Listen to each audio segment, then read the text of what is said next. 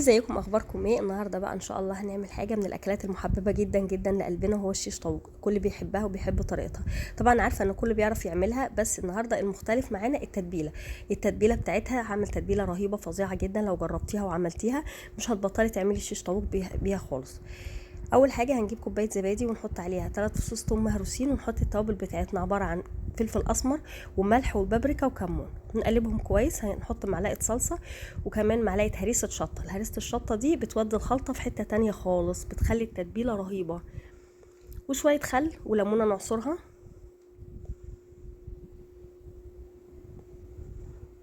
وبعد كده بنحط معلقتين زيت. الزيت ده بيدي لمعه كده للشيش طاووق. ونقلب التتبيله على بعضها. طبعا كل واحد ليه طريقته في التتبيله، في ناس بتفرم بصل وتحطه عليها، لكن هو مش مفضل انك تحطي بصل. وهنجيب بعد كده الفراخ بتاعتنا. انت ممكن تبقى صدور او وراك، انا بفضل في الشيش الوراك، لكن الصدور بتمشي عادي يعني ما فيش مشكله.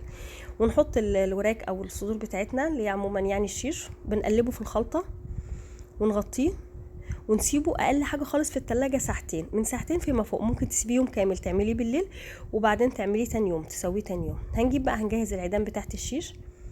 قبل ما بنستخدم عيدان الشيش لازم بنبلها في الميه شويه، حوالي 10 دقايق ربع ساعه. ونجيب بقى الخضار اللي هنحطه مع الشيش. انا حطيت فلفل الوان احمر واصفر واخضر والبصل. انت تحطي فلفل وبصل بس، يعني المتاح عندك، يعني مش لازم تكلفي نفسك. هبدا بقى اجيب لي سياخ وارص. نحط البصل الاول وبعدين واحده فلفل الوان وبعدين واحده شيش بصل كده، يعني تبع الترتيب اللي انت حباه. زي ما قلت لكم الشيش ده من الاكلات المحببه جدا عند الكل، وكل بيحب يعملها وكل بيعرف يعملها، بس هي مع اختلاف التتبيله بس. والتتبيله دي رهيبه، ولو جربتي وعملتي بيها مش هتبطلي تعملي بيها. بس نسيت اقول لكم في الاول، لو اول مره تشوفي القناه اشتركي فيها، ولو شفتي الفيديو عجبك يا ريت تعملي له لايك.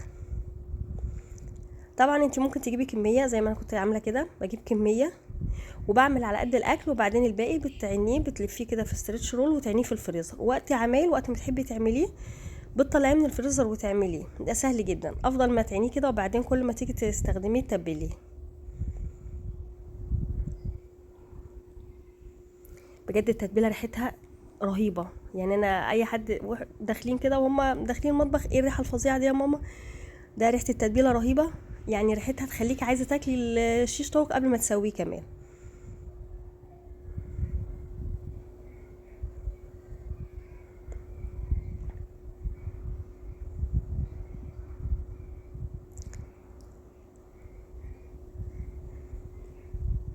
ده انا خلصت كله، دي كميه كلها. زي ما قلت لكم انا عامله كميه كبيره. بتحطيه بقى في الفرن ربع ساعه او تلت ساعه، وبعدين تقيدي عليه الشوايه. بيطلع بالشكل اللي انت شايفاه ده. طبعا الصوره ظلمه خالص لانه شكله اجمل من كده بكتير. وان شاء الله تجربيه ويعجبك وتعجبك التتبيله بتاعته وتعمليها على طول. وزي ما قلت لك لو اول مره تشوفي القناه يا ريت تشتركي فيها، وما تنسيش بقى الفيديو بلايك جميل كده. واشوفكم في وصفات جديده ان شاء الله.